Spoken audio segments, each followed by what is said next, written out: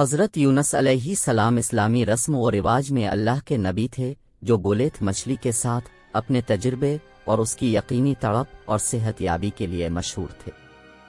اس کی کہانی معافی کی قوت اور مشکل کے درمیان اللہ کے پاس جانے کی اہمیت کا مظاہرہ ہے۔ اس مضمون میں ہم اردو میں حضرت یونس علیہ السلام کی کہانی پر غور کریں گے، اس کے مختلف مفاہیم اور اسباق کی چھان بین کریں گے۔ حضرت یونس علیہ السلام کون تھے؟ حضرت یونس علیہ السلام اللہ کے ایک نبی جو موجودہ عراق میں واقع نیو کے پرانے شہر میں رہتے تھے۔ اسے اللہ کی طرف سے نیو کے لوگوں کو توحید کا پیغام سکھانے کے لیے بھیجا گیا تھا، جو اپنی جہالت اور محبت کی علامت کے لیے مشہور تھے۔ حضرت یونس ایک ہمدرد اور ہمدرد پیغمبر تھے جنہوں نے واقعی اپنے رشتہ داروں پر گہری توجہ مرکوز کی اور مثالی فطرت کے راستے کی طرف ان کی رہنمائی کرنے کی کوشش کی۔ حضرت یونس علیہ السلام کو نیو کے لوگوں کی طرف سے غیر معمولی مخالفت کا سامنا کرنا پڑا، جنہوں نے ان کے پیغام پر توجہ نہیں دی اور ان کے سبق کا مذاق اڑایا۔ اللہ پر اپنے غیر متزلزل اعتماد سے قطع نظر حضرت یونس علیہ السلام نے مایوس ہو کر شہر چھوڑنے کا انتخاب کیا۔ وہ ایک کشتی پر سوار ہوئے اور روانہ ہوئے، بدسلوکی سے بچنا چاہتے تھے اور آرام کو کہیں اور تلاش کرنا چاہتے تھے۔ اس کے باوجود اللہ تعالیٰ نے حضرت یونس علیہ السلام کے لیے مختلف ڈیزائن رکھے تھے۔ جیسے ہی کشتی مزید سمندر میں چلی گئی، ایک جنگلی طوفان ابھرا جس نے کشتی کو پریشان کرنے کے لیے قدم اٹھایا۔ میرینرز اپنی زندگیوں سے ڈرتے ہوئے یہ معلوم کرنے کے لیے شرط لگانے کا انتخاب کرتے ہیں کہ تباہی کے لیے کون جواب دے تھا۔ وہ حصہ حضرت یونس علیہ السلام پر گرا جنہیں تیزی سے کنارے پر پھینک دیا گیا۔ جب وہ گہرے پانیوں میں کبوتر لے گئے تو حضرت یونس کو ایک عفریت مچھلی نے گلے میں ڈال لیا، جس نے آپ کو اس کے جھونکے میں لا کھڑا کیا۔ مچھلی کے پیٹ کی تپش میں حضرت یونس علیہ السلام نے اپنی غلطی کی شدت کو سمجھا اور اللہ سے معافی مانگی اور شدت سے دعا مانگی، نجات اور سمت کی تلاش میں۔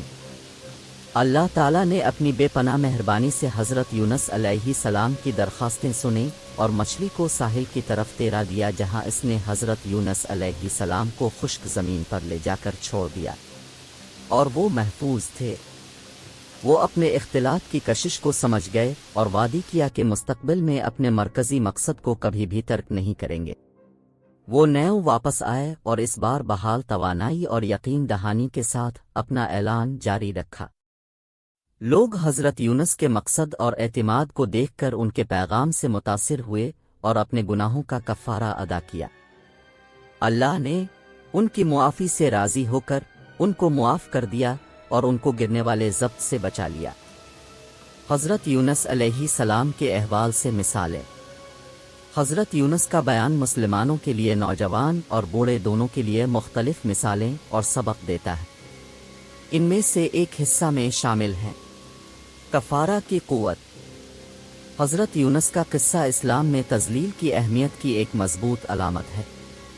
اس سے قطع نظر کہ کسی کی غلطی کتنی ہی سنگین کیوں نہ ہو، اللہ کی نرمی اس سے زیادہ نمایاں ہے۔ معافی مانگ کر اور اس کی معافی کے لیے اس کے پاس جا کر کوئی ان کی روح کو پاک کر سکتا ہے اور بحالی کا پتہ لگا سکتا ہے۔ انبیاء کا استقامت۔ حضرت یونس کا صبر و استقامت اور مصیبت کے باوجود ثابت قدمی انبیاء کی طاقت اور عزم کا مظہر ہے۔ بدسلوکی اور مشکلات کا سامنا کرنے کے باوجود اپنے اصل مقصد کو کبھی نہیں چھوڑا اور اپنے رشتہ داروں کو اللہ کا پیغام سکھاتے رہے۔ بغاوت کے نتائج۔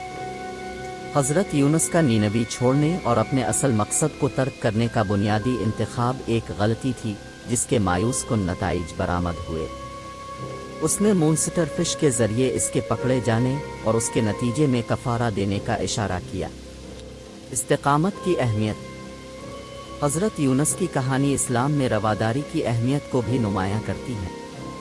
بہت بڑی پریشانیوں کا سامنا کرنے کے باوجود اس نے کبھی اللہ پر اعتماد نہیں چھوڑا اور اس کے انتظامات پر بھروسہ کیا۔